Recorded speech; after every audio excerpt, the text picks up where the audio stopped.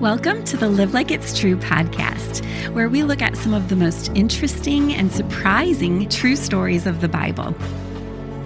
I'm Shannon Popkin, inviting you to open your Bible with me to drink deeply of the story and to live like it's true. If you're here for one of our recent episodes, we're in the Judgy series. So we're looking at stories of judgment and mercy in the Bible and how to live like it's true that our God is a merciful judge.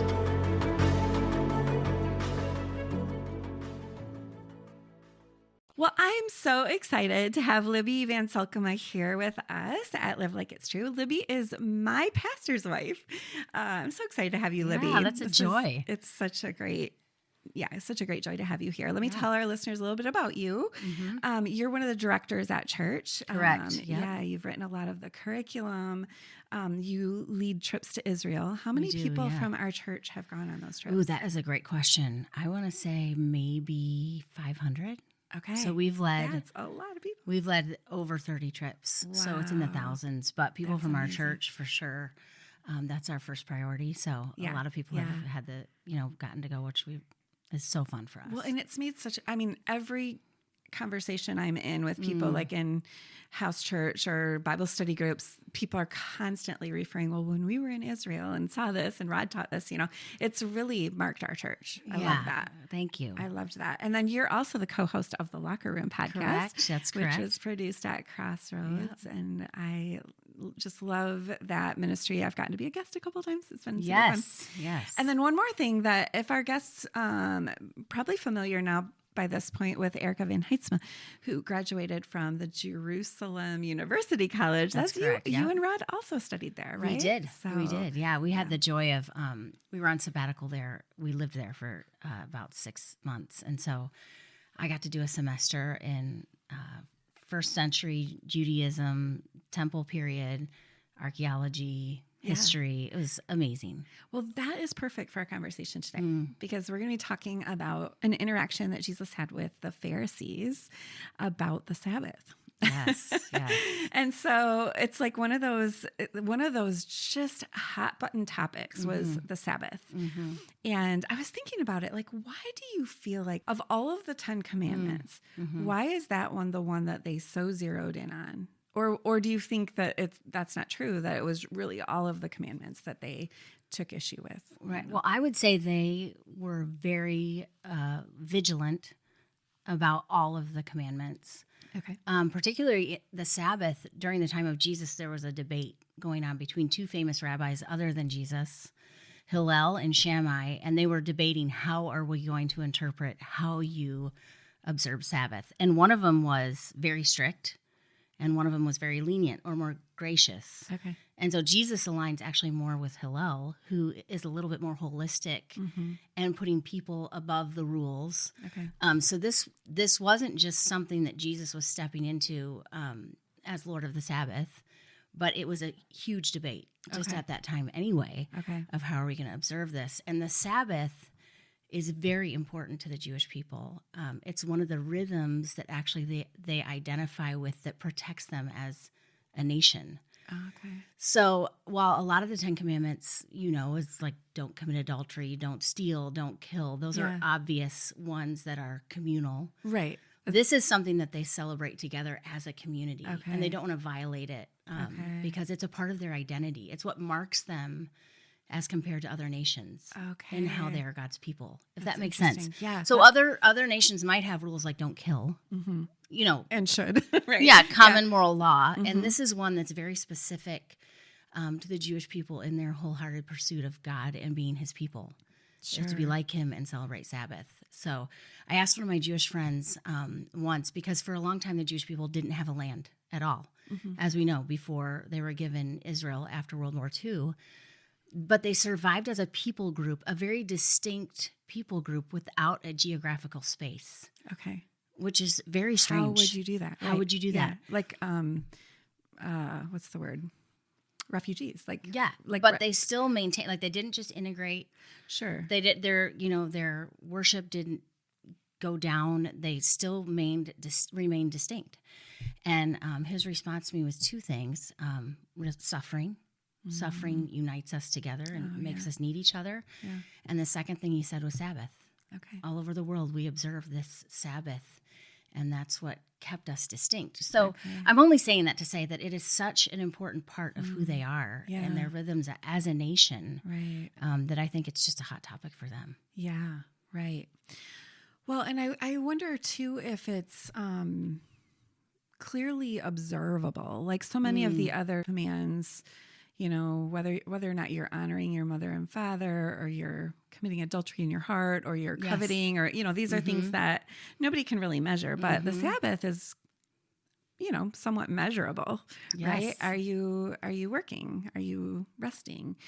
And I was thinking about how, like, the whole idea of the Sabbath was that they would have rest. Yeah. Like God is a generous God. It started with creation. The seventh day, he modeled it. And it's because he's such a good and generous and kind God that he wants for us to not work ourselves to death like every other God would want, you know? Right. Like every other God is like, you do for me, I demand, right? And so this God is distinct in that, like, he wants to bless us. He wants to give something to us.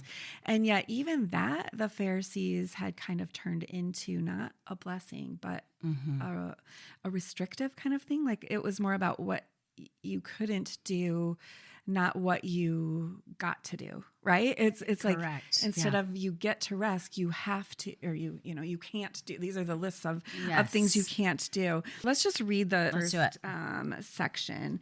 So could you read Luke 6:1-5 from the ESV? Sure. On a Sabbath, while he was going through the grain fields, his disciples plucked and ate some heads of grain, rubbing them together in their hands. But some of the Pharisees said, "Why are you doing what is not lawful to do on the Sabbath?" And Jesus answered, "Have you not read what David did when he was hungry? He and those who were with him, how he entered the house of God and took and ate the bread of the presence, which is not lawful for anyone but the priest to eat, and also gave it to those who were with him. And he said to them, the Son of Man is Lord of the Sabbath." Okay. So first off, what's surprising? What makes this a story? You know, the things that are recorded as stories in the Bible, they're not just, you know, I went to the mailbox and came back. They're like, it's like something about it turns it into a story. What do you think for this one? Well, I think it's very interesting that the Pharisees just happened to be there when he's walking through the grain fields and they're hungry and they decide to eat. Yeah, these people are like lurking amongst the wheat shafts. Are like, oh, look there, they did it. They picked some grain and they ate. It's maybe not surprising because seems like the character of the Pharisees. But would the wheat fields, they wouldn't necessarily be in town where you would find the religious leaders? Is that true?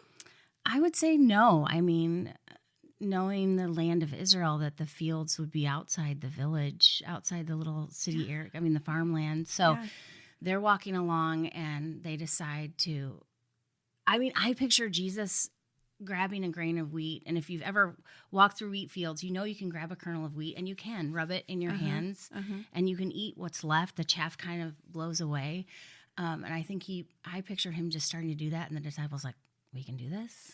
Okay. Let's do it. Okay. I mean, okay. Yeah. He's our rabbi. He's doing it. We can do it. I think they were probably shocked that he did it. And I think this is shocking for the Pharisees who saw it too. Okay. So Deuteronomy 23:25 sanctions that this was something you were allowed to do. Like you weren't allowed to just harvest on this. But if you wanted to grab a snack, you're walking through the field, that was totally permissible. And so the fact that Jesus is even doing that would stand out. I didn't realize that. But the disciples are his followers. So they do, they talk about walking in the dust of the rabbi. Yes, disciples do what they're and not I want our listeners to understand this isn't just distinctive with Jesus. There were like maybe 30 some rabbis at the time of Jesus who would have their own disciples, and they would usually, this is different with Jesus, they would usually select their or no, I'm sorry, the students would select their rabbi, would sort of like Correct. apply to be part of their... Almost like applying for a college. Yeah, yeah. But in Jesus's case, he selected his students, and he selected the least likely ones. Correct. You know, the ones who weren't chosen for whatever it was called, rabbi school or something. Yeah. Yeah. So he selected people that had probably at this point already been like siphoned out of the academic circles. Okay. Like they hadn't gone to the next level. Yeah. They hadn't made the cut, right? Right. Exactly. Yeah, and he went and searched them out in their professions Yeah. because they were no longer a part of this, you know, elite group of students that would go on to be professional students in a sense. Yeah. And just invited them to be his. You know what? I heard what Rod say one time, and I've never had a chance to ask him, that he thought the disciples were probably teenagers. Why would he say that? Or why would that? So we know for a fact that if you were the age of 20 or older, that you had to pay a temple tax. So this is another instance where the Pharisees come to Jesus and say, why don't you and your disciple pay the temple tax? And then he sends them to go get a coin out of a fish's mouth. For Peter? For him and Peter. So only Peter and he would have been obligated to pay the temple tax. Oh, my goodness. So they would have been the ones over 20. Okay, interesting. Yeah. That is so cool. I had never heard that before. So Well, and Rod really thinks John is very young to have written Revelation, to have lived, you know, so he's actually probably very young. I mean, I don't want to go on record, maybe 15. Okay. Maybe even 14. Yeah. So very young. Isn't that amazing? Which I love to think about because in the Last Supper it says that he laid his head on Jesus' chest. I know. So like as a young disciple who just really saw him as a father figure, you know, there's something really endearing about. Very tender. Yeah. Very tender. Like these were his guys. You know, his boys, and they were walking along with him, learning from Jesus. And so I kind of picture this whole wheat in the field thing. Like, I like that image of Jesus grabs some. They're like, ooh, let's we can Here too. we go. Yep. We can too. But I kind of wonder if we could, not exactly, but could make the parallel of a mom with her kids. You know, I am the mom and I let my kids do certain things. And you are another mom. Yeah. And you don't let your kids do those things. You know I remember that was really hard when we first had kids in our family. Like my brother and his wife parented different than we did. And so all of a sudden there was this weird, why do they get to do that? And we don't get to do that. And they're breaking the rules. And and this is what this series is on judging. And so this is what is calling out the judging is Jesus is allowing his disciples to do something that nobody else is allowing their disciples to do. Like, what? They get to? And so, like, thinking back when you were a mom or with your brother, what were some of the things that, I don't know, felt like you could judge another mom because she allowed her kids to do it? Or you felt like, you know, you were being judged because you didn't let your kids to do something? Is there anything? No, I can for sure. This is a hilarious one to me now because I'm older and wiser, but I remember one time I was with a friend. We were actually on vacation with our kids, and I'm pretty laid back.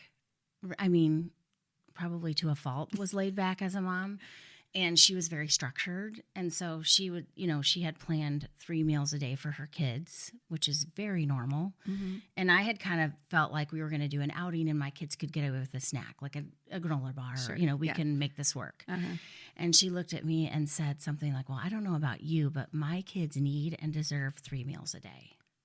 And I was kind of like, oh. I'm like, yeah, I guess my kids probably do too. And I should be a better mom and have this all planned out like you do. But my goodness. Right now, someone could look into my life and say, your family needs and deserves a dinner each night. And I would be like cowering in shame because my poor family gets nothing, right? I know. I think there's some leftovers in there. Exactly. Go help yourself. Yeah. I mean, I like to say I produce sort of a grittiness. Like, you know, it's good. Mine are gritty. I'll tell you that. They can fend for themselves. Like the best of them. That's good. That's not bad. That's good. But yeah, like it's right to give your kids 3 meals a day. That is, but you can feel so judged. Totally. And all of a sudden just shame. Yeah. I felt like, you know, incapable. Right. Like not good at what I was doing. Convicted. Like, I should be better. That just creeps in so easily. Yeah. And there's also this pattern. I mean, the shame is definitely an outcome, but also for me, it's the feel judged, become judgy. There's that pattern. Do you ever feel like you're judging me while and you just kind of turn it back? Oh, yeah. And I was thinking about, several of the sticking points for what I remember with our kids were Harry Potter. Mm-hmm. Do or don't with Harry Potter. I let my kids read it. I did too. Okay. But there were... I almost felt judged for a second. No, I'm kidding. You're not. But there were people, because it has wizards and witches, or I think, and so there were people in our circles who did not allow their kids to read that. Yeah, and definitely. So I remember telling the kids, look, you can read it. You cannot talk about it with these people. Like, we're not going to get into, like, I just don't want to deal with it. So put the books away. Do not let them be seen in public. Another thing was Halloween. Yeah. Did you do dress up? And we did, but we only allowed certain costumes. Like, we didn't allow any, that's what witchcraft we did related or really scary Yep. ghost monster we witch. didn't do, we could, nothing that celebrated death. So, or evil, so they couldn't be a witch or a skeleton or any, because we were like, we're all about celebrating the dressing up and the candy. Yeah. We love those things. Yes. But we had friends who did that differently. That was the devil's holiday and they did not want. And so same thing with our kids. It was like, look, we can celebrate Halloween. We feel like that's okay for you, but you may not talk about it, right. And so here Jesus is with his disciples and they're not in public. So you would think it's fine, but he's allowing them to grab the sweet and he is called out on it. Yeah, big time. And so I think it's really interesting that Jesus responds so they say, why are you doing what is not lawful on the Sabbath? First off, is he doing something unlawful? He's not. I mean, like you already mentioned, according to Deuteronomy, you could go through the fields and pick a snack. I liked how you said that. You couldn't get out your sickle and start harvesting in someone else's field, but you could eat. But he's doing it not, so it's not unlawful, but it's unlawful on the Sabbath. Right? So he's doing something that's okay, but it's just the wrong day to do it. Right. That's what they're saying to him. It's all about the Sabbath. And so I think I read somewhere they had 39 different activities that you could not do on the Sabbath. That's correct, yeah. And somehow they did 4 of them. I don't know what those 4 would be. Some commentary I read, he didn't tell me what 4, but I'm like, how could you have broken 4 laws there? Yeah. But the point is Jesus approves of it and he says it's okay. To me, it'd be like letting somebody eat the communion crackers, right? It's like, well, Jesus is going to compare this to this other story in the Old Testament, which I really like this, Libby, because what I've said often in this podcast is that stories really package up truth in a way that's retainable and succinct. Like stories are really short, like some 300-word stories in the Bible. Like think about the prodigal son. I think it's like 400 words. And there are shelves full of books written about that same parable. It's just so much rich theology. And so Jesus is modeling this for us, looking at a story to figure out right and wrong. And he looks back at this time that David was super hungry and took some of the showbread from it wouldn't have been the temple. Tabernacle. Tabernacle. And so he ate some and gave some to his comrades. And and Jesus is giving approval of that. Like, it's okay. Yeah. Right? And so I don't know, do you think other people would have judged David back then? I think if you look at I think it's in 1 Samuel, but if you read the story carefully, so the rule was that the showbread, only the priest could eat it. And so he comes in and says, we're hungry. They'd been at war, he and his comrades. And so the priest asks an interesting question. He asks them, have you been holy? Right. So he asks David and his men, have you refrained from women and, the things that would, and David says, yes, we're holy vessels. And so then the priest says, okay, you can eat it. And so when Jesus refers to this, he's actually calling out another exception to the.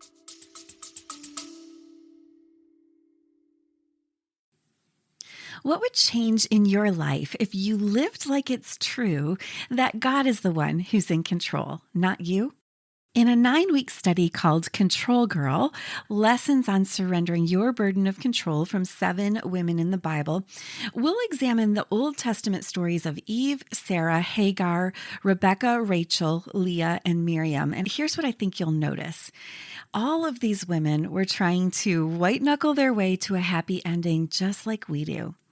But as you examine their stories, here's what I think will bring you so much peace and perspective and security in your own life. You're going to see in 100 different ways that in their stories and in yours, God already is in control, which means that you don't have to be.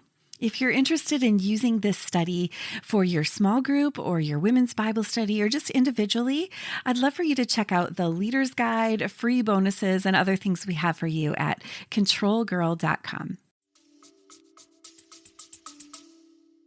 Okay. That the Pharisees would have known about. Sure. For sure. Right. He's saying there are exceptions to the law. Yeah. And the thing that made this exception appropriate in David's life was that he was holy and set apart. Mm-hmm. And interesting. And as I think there's more than meets the eye maybe here, because as Jesus is the son of David and he is the walking temple, he's basically saying, like, your rules don't matter anymore, in a sense. I mean, Sabbath, no one argues that. It's actually the practice of Sabbath, what that looks like. Right. So Sabbath still matters. It matters for us today. Of like course. It's one of the things that it says in the new heavens and the new earth, we'll still celebrate Sabbath, rest. But how do we practice it? And Jesus is saying, you're off the mark. And I'm the walking temple, in a sense. This field of grain is my sanctuary because I'm here. Right. It's become a holy place, and these are the priests. Wow. And I get to say, what's valid and what's not, because he concludes by saying, I'm the Lord of the Sabbath. Wow. So that's exactly it. The Son of Man, that's his concluding statement. The Son of Man is the Lord of the Sabbath. And so it's basically an authority issue here. Totally. Who's got the authority, right? And the Pharisees do not like this. Yeah. Which that is creating the rub. Yeah, exactly. Like they're not going to get this upset about somebody. I mean, what if somebody else was eating grain? Would they have been as in their face about it if some other rabbi? What we glean from the Bible is that Jesus carried in a unique sense of authority, right? How do you teach as one who has authority, not as our scribes and Pharisees, but so there's something about Jesus that is like stirring up the affections of the people. Their heart is calling and responding to his truth. And so the Pharisees are losing influence. And so I don't think if there was another rabbi who was not, stirring the affections of the people and actually commanding the scriptures the way he did, that it would have been a threat to them. This is specifically because it's a threat to the system that they've set up and enjoyed. As being, at the top of the, chain. So yeah, absolutely. Well, and in that time, authority was conferred from one rabbi to another. It wasn't just, you didn't just decide to be a rabbi. No. You had, it was sort of almost like an ordination, like the way we do ordination councils, where would they like put a hand on the next, rabbi, and then he could have his own disciples, but not until. That's and correct. Jesus didn't have that, like according to their way of thinking. He blows that up too, because that's another system that they have. Yeah. And so when they say by what authority, I mean, his authority is God and the Holy Spirit at his baptism. Yeah. Doesn't he kind of mention, I don't know, he kind of alludes to his baptism as. Exactly. Right? He does. But I can't remember exactly. I should know this. It was 21, in a maybe? recent sermon. I think it was Matthew 21. Was it when Jesus talked about the sermon the parable of the sower? I feel like it was that sermon, but I could be wrong. Anyway, I'm pretty sure that they come to him and they say, by what authority do you do this? And then he responds and says, well, by what authority did John the Baptist do it? That's it. Right. It's and then John the Baptist. And so then they don't answer, because then they're like, we know we could be in trouble. They're always really good at spinning their answers because they don't want to get caught. And so, but it's so like us to like want to manipulate and maneuver the truth almost so that we don't get caught and so that we can always come out ahead rather than the humility of just putting ourselves in the actual open, obvious truth, whether that means good or bad for us, right? Yeah, I mean, I exactly. just see the Pharisees as never like humbling themselves. Never. They are the law. Like they Right. are the truth. Whatever they say, how they've interpreted it And is so, final. so like when we take that lesson for ourselves, we don't want to be like the Pharisees. We don't want to live according to this judgy law. But we are. We are. I mean, we are so much. I mean, we don't want to be. Mm-hmm. I mean, I think especially people who have grown up in, I call it an embarrassment of riches because I love the way I grew up. Christianity is a part of my DNA. Yeah. Even if I didn't choose Jesus from my heart, it's just a part of the scaffolding that has built me into who I am today. Yeah. And so there's a part of that wants to just know exactly what's right and wrong, and then to be able to do it to check a box, if that makes sense. Yep. And I see that in the Pharisees. They're always like in the details, like the devil's in the details. And it's almost like I was thinking when you told me let's do Luke 6, which I was excited about. They want to know exactly, why are you doing this? And you need to have these 39 things that you're not supposed to do. And I don't think their intentions were all bad. Right. But I was thinking of the Good Samaritan, because when Jesus tells that parable, the Pharisees again are coming to him, and the question is, well, then who is my neighbor? Right. So I feel like the person asking that is saying, like, just give me the details. Give me the parameters. Exactly is my neighbor, so I can treat them well. Is it 1 block? Is it 2 blocks? Exactly. So they don't know exactly what to do and check the box. Yes. Because I just want to systematically be okay. If that makes sense. Yeah. And I feel like that's instilled in us from a religiosity standpoint. And in that story, Jesus flips it on his head. And so that they're identifying with the guy on the road. Yeah.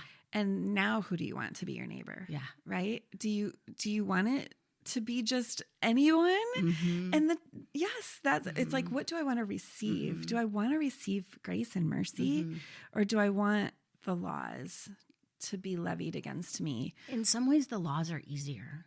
I don't know if that makes sense or not, but it's easier for you to give me a list of 5 things I'm supposed to do, and then I can check all that off. That's much easier than like looking deeper at my heart and what are my motivations. And the Good Samaritan himself never stopped and said, is this guy my neighbor? Right. Do I have to do this right now? No, right. And he just there's someone hurting. Yeah. And I think we see that in Jesus here when he's walking in that field. Should we eat this grain or not? We're hungry. This is just something, and my disciples are hungry. The people I'm walking with are hungry. And so this is something that is of a higher value than just checking a box. Well, it's almost so like if you think again about those 10 commandments, this is something that you're commanded not to do, like not to work on the Sabbath. And even in that, they want to turn it back into a self-salvation situation where I know I'm doing it right. Right. So, and I am in charge of other people doing it right. That's the Pharisees, right? Yeah. Versus Jesus is saying, look, I'm Lord of the Sabbath and I don't operate that way. No, I don't. That's not the kind of Lord that I am. I am not a check the box and you will be approved sort of Lord. No. Right? Yeah. I can even see myself feeling really good about being hungry and walking through the grain field and still withstanding picking wheat, because that's not right. So look at a good person that even though I was hungry, I didn't pick wheat and I didn't eat and I'm still hungry, but I'm such a good person, and I think Jesus wants to just break all of that. Yeah. All those stereotypes. I think so. I'm trying to think, how do we live like this is true? Or how do we, what are the false narratives this corrects? So I think one of the patterns I see in parallel with them is we make our own rules about right and wrong, and then we judge other people based on our whatever we stack on top of. Like, yes, remember the Sabbath, right? But these 34 whatever rules of what you're not allowed to do. What are the ways what are some examples of ways that we turn into Pharisees with our own judging kind of right and wrong? I mean, we mentioned motherhood, but what about right? I don't know, how we're right living kinds of things.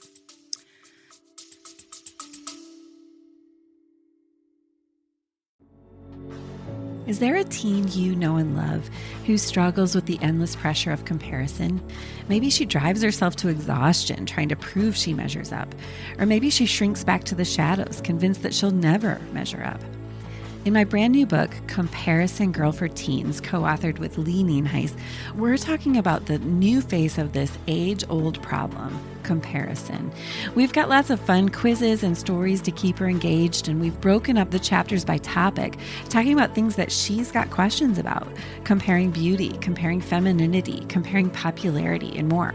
But ultimately, our goal is to invite your teen to Jesus's healthier, happier way of living me-free. So come visit comparisongirl.com and get the answers that both she and you need on how to thrive beyond measure in a world that compares.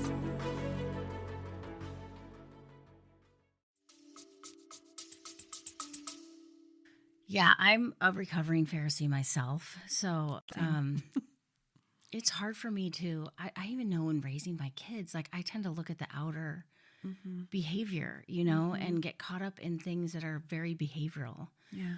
Now, for sure, out of the heart, the mouth speaks. So the heart, I mean, behavior sometimes reflects what's going on inside. But I want to correct just the behavior as opposed to actually going for the heart. Well, and sometimes you can't do both at the same time. Like you really, if you're invested in behavior, you're going to do it completely differently than if you're invested in that heart, right? I mean, behavior, like I was a super controlling mom. Yeah. And I whipped up some really good looking kids, right? I put a lot of pressure on them. I was very like, how do we look kind of mindset. And in some ways that worked against my kids, right? There was a lot to unravel. Has been a lot to unravel as adult children. Like I've gone public with the fact that I wrote a book called Control Girl. Like I have owned that. And so I think that's given my kids some freedom to talk about, you know, how it was growing up. And some of it makes me really sad. You know, it really makes me sad when I think about all the pressure I put on the external versus like, look, having that long game perspective on, you know what, he's a kid. He's going to do kid types of things, and I love him. And I'm after his heart, and I'm going to be patient with him in this. So good. I'm not going to overdo my judgment, overdo the shame, overdo the like, you know what, buddy, you were wrong. But Jesus has done so much for you. He lived a righteous life in your place. 100%. You don't have to be perfect. Isn't that good news? Such like, good wouldn't news. that have been like shame on you?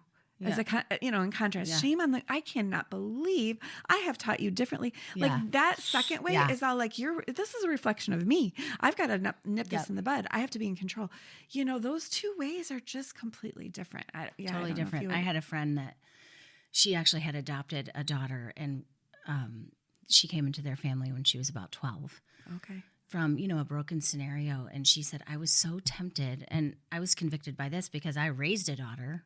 You know, it wasn't an adoptive situation. She said, I was so tempted to correct her language, her clothing, her, you know, how, and she said, I did that for the first couple of weeks, and she just shrank. And I realized the Lord convicted me that for a year, I'm not going to talk about her external. Wow. I am just going to go for her heart. My goodness. And just let her know how loved she is and how much we care for her. And I was convicted of that, you know, just as a mom of a teenage daughter. I'm not going to go for, I mean, my first instinct is like, you are not wearing that. Don't talk to me that way, you know. And those are just behavioral. And that's why I say I'm a recovering Pharisee, because, and in some ways, like you said, raising bright, shiny kids who look like they were put together from a kit, you know, checks a lot of boxes, right? Imagery. Yeah. I mean, it checks a lot of boxes. It's messier. It is so to much go for messier. the heart, and it's riskier, you know, for your reputation. And, but I think looking back, there's greater risk in dealing with the superficial and not the heart. I think there is more risk in that. When you look at the long-term effects of raising a little Pharisee who is good on the outside and yet whose heart is, like Jesus said, like the cup is like filthy on the inside. That there is so much more danger because they think they're okay. Yeah. Right? They think they're inoculated with the truth. Look at how good I am on the outside. Oh my goodness, I'm just being convicted about this all over again. I know. And so, but okay, so right at this stage in our life, Libby, how can we live like it's true that Jesus he's so after the heart. He's so like, look how the way he's putting together his little disciple go pack. Yeah, exactly. Exactly. He's not all about the externals. He's, go ahead and grab that grain. How can we do that in this stage of life? Well, I think, as empty nesters and people who are in ministry, for me, one of the things that God's convicted me of in the last, I would say 6 months, maybe 8 months, is to actually gather a group of women around me that are of all different ages, that are they look different, but to go for their hearts. If that makes sense. Yeah. And so I think I can't speak to everything, but in these generations, they all struggle with different things. Yeah. They might look a little different. They might even make different choices than I do. But what does it look like to sit around a table and go for each other's hearts? Yeah. And they go for mine too. And just spurring us on and not necessarily looking at the surfacey or trying to look under. I want to look underneath what's been said, or what the frustration is, and point people to Jesus of all different walks of life. And so, for me, that's just been a conviction I've had recently of not being so busy about kingdom work and being more intentional about the hearts. Wow, because that are around me. Yeah, that could actually be less seen, right? And less superficially, amazing, right? I mentor a couple different girls, and same thing. Nobody knows about that. I guess maybe now they do because I just mentioned it. But but it's like going and when you were talking about not going after those behavioral things, maybe they're doing it differently than I would or than I did. And so not being a Pharisee looks like, you know what? I don't know that is, it's a new generation. It's a new way to do things. I'll give you one example in my life. I have one getting married. Oh, yeah. And the way do you? Yeah. Who's getting married? Our son, Bennett, June 20th. Okay. We have one in July. Yeah. So, the way kids do weddings now is so different than the way that we did weddings. Yes. Like, for instance, the guest list. When I got married, it was like we had a really, I didn't care about, the venue. We just got married at church. Right. And the food was, my mom is a caterer, so she did the food. And, but I just wanted everybody included. We had a huge, like 450 people at our wedding, which is unheard of now. Yeah. But now it's completely different. Right. It's very much like if the kids don't know the guests, they don't really want those guests. I the same thing. I'm in the same boat. Yep. And I am having to now look at, okay, what is the heart of a wedding? Right. Yep. What is the heart of a wedding? And do I have to, I had to lay that down, you know? I would, if I were getting married again, I would do it exactly the same way I did. Right. It would, the venue would not be as important to me as the guest list, you know? And it's just, it's not a right or wrong. It's just different. Yeah. And I'm not in any way saying that I'm unhappy about, like, I love the way that this wedding is coming together. Yeah. It's going to be so amazing. And I'm so excited. But honestly, it was more before one of my kids got married. I've probably had a dozen friends call me and say, Shannon, I'm so sorry. I would have loved to have you on the guest list. I know. And it's just like they're wanting to keep it super small. We had to draw. And I'm like, you know what? Blessings on your family. Yes. No judgment. Yeah. We're talking about judging.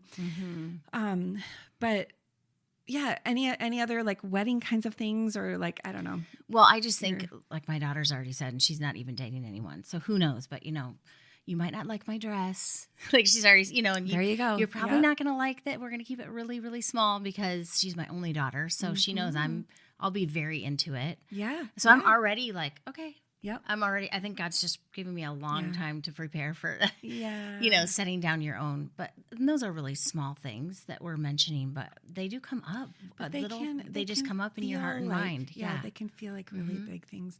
And I think it comes back to, well, here's I'm going to throw this thought out to you and then help us get really practical with this.